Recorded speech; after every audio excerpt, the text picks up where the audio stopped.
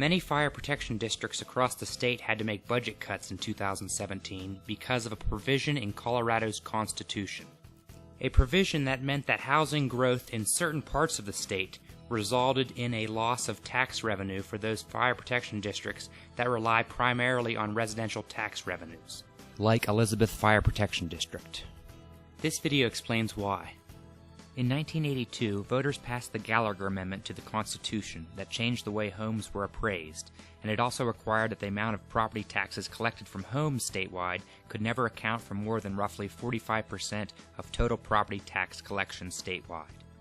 The amendment means that the remaining 55% of property taxes must come from non-residential property like businesses and agricultural property.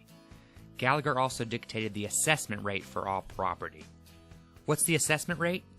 It's the percentage of a property's value that is subject to taxation. You don't pay taxes on the entire value of your home, only a portion of it.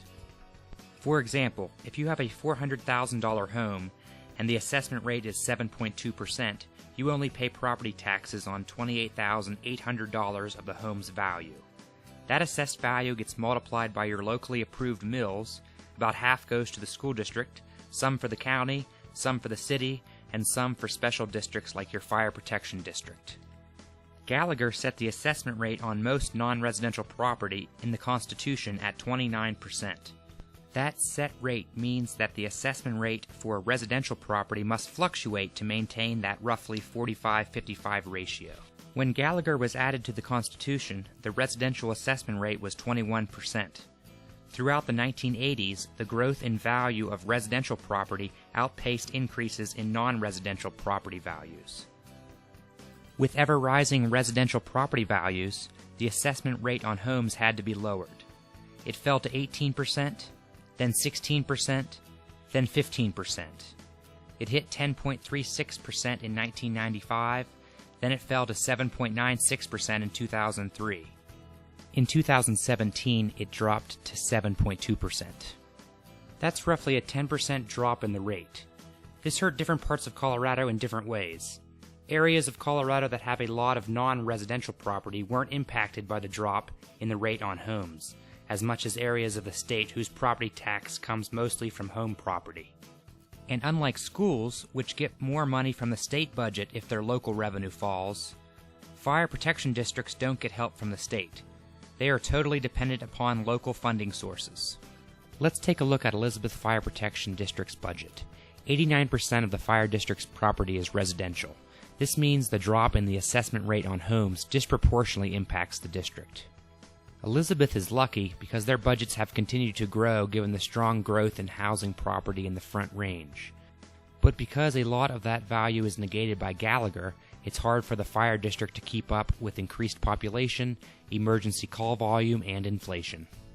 Existing taxpayers will be forced to spread their existing service levels among a greater population.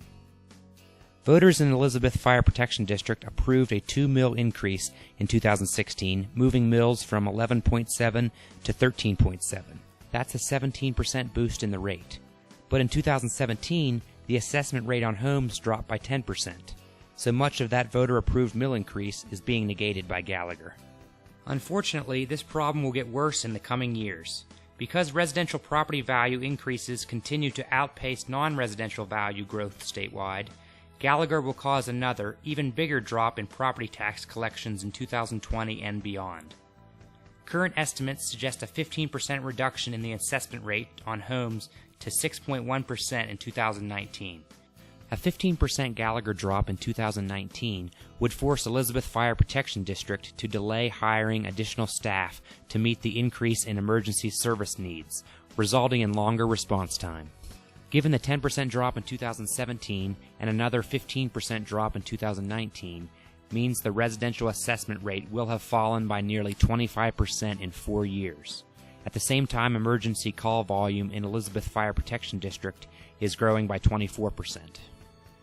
This might appear like a tax cut, but it comes at a high cost. Fewer firefighters, fewer paramedics, and fewer EMTs. This video was brought to you by the Colorado Fiscal Institute, with support from the Elizabeth Fire Protection District.